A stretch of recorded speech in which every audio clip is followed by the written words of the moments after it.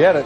And all the belts, too, with that win Saturday. Teofimo Lopez became the youngest boxer since the start of the four-belt era in '88 to win a belt in all four major sanctioning bodies. Also the second youngest boxer ever with 3 division belts behind the one and only Mike Tyson, who was 21 when he won his 3rd divisional belt in 1987.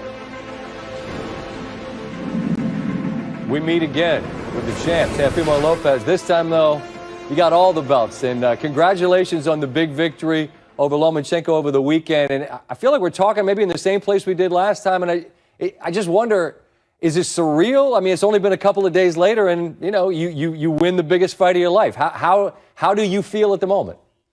I feel like anybody else, man. I feel like the greatest thing in boxing right now, man. The face of boxing. I feel great, man. I feel very happy, and I'm very thankful just to be able to get the job done and do what I had to do and become undisputed world champion in the lightweight division.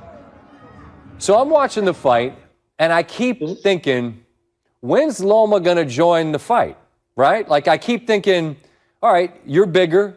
He obviously respects you. But I'm wondering what you're thinking as the rounds are going by and you're clearly piling up round after round. What were you thinking about his approach?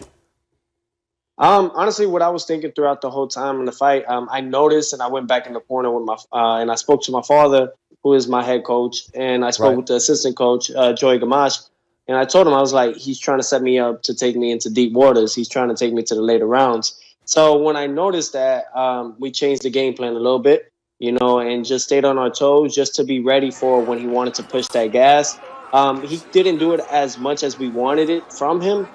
And the reason why I say we wanted it more from him, whether it was in the earlier rounds or not, was because we were going to use that as our greatest asset to hurt him and, if not, knock him out with those opportunities of him jumping in. I feel like you were asking what round is it? What round is it? Is there a sense that I got a lot more in the tank for 12? Like, was that what that was about? Yeah, for some odd reason, I don't know what it is. I guess good preparation is when it comes to when they were telling us the rounds, the referee was telling us, me and Loma, what round it was. And I was like, oh, my God, this is happening so quick.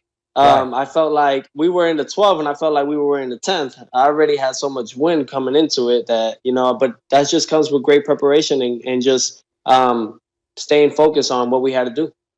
I've been most curious all day knowing I was going to talk to you just to ask you about the 12th, because you're talking about deep waters. And that's where you are, man. Like, this is a chance to meet that moment and to show him and show the world what you have. And that 12th round was all you.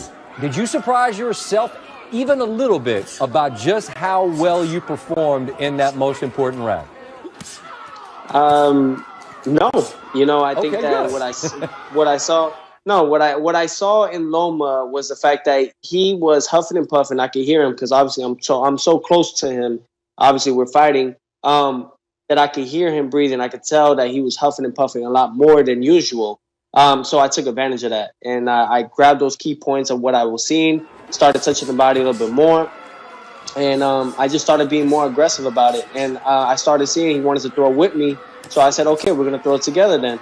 But then that's when the headbutt came in. I got cut. I mean, he did something. You know, he did his little dirty tags, but, you know, we still got the job done. And I think that we did it the best way that people didn't expect us to do.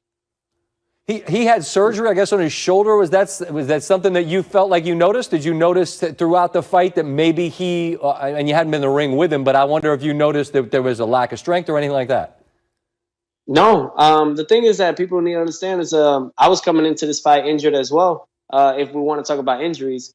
But I didn't make no excuses about it. You know what I mean? And this is just part of the sport. You know, you're never going to come 100% into a boxing or any type of combat sport. You're never going to be 100% going in there. And I think it goes for the MMA fighters. They all can understand and relate to that. So I think that by him doing that, as someone that was considered the #1 pound-for-pound best boxer in the whole world, and to use that excuse, it just looks more bad on him than anything else. All right, I want to close with this. I don't care who you are or what you do. I think life is about hills to climb, right? You achieve something, and then what's the next thing? What's the next hill to climb? And in your case now, I mean, you plant your flag atop the hill and you say, I'm it. I'm undisputed lightweight champion of the world, got all the belts. You're a young man, right? Like, so as you look around the landscape, what's the next hill to climb? I don't know that there's an obvious one. So what do you do next? What do I do next? I mean, there's so many more belts to collect in all the other divisions. So what I look forward to doing is setting a bigger goal, and that is to become undisputed world champion at 140 pounds and be the first fighter in the 4-belt era to become reigning undisputed world champion in 2 weight classes back to back. That's all, huh? I mean, look, I know you can comfortably carry. I know you can comfortably carry that weight, but I mean, how long a window is that going to be? We just have to wait and see. I mean, right now the 2 champions that are about to face each other is Jose Ramirez versus Josh Taylor, and they're talking about making that fight happen for undisputed 140 winner. I'm definitely eyeing those guys for the winner, so that way we can make that fight happen as well.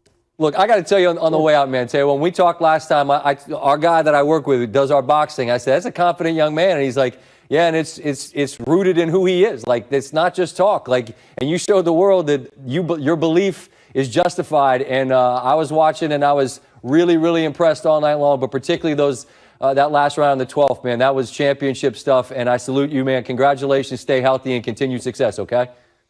Thank you so much. And yeah, man, just faith, man. Always believing in my abilities, and I'm just thankful.